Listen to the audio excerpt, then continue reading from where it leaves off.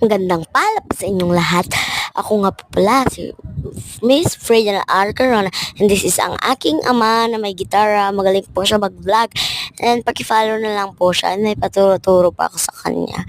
And then pupunta na nga ako sa aming sala. At saka sinabi kong turn on the light, kaya in-on ko yung light namin.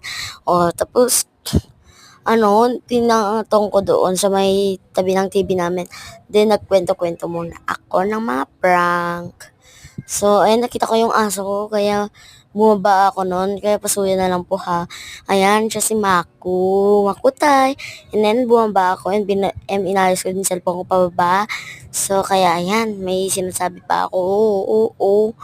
Oh, di ba hindi ko na alam sinasabi ko, ang pangit ko dyan mga be. Char lang po. Oo naman, totoo namang pangit ako eh. Alam ko na yan. Kaya follow nyo lang po ako, like and share, bye-bye.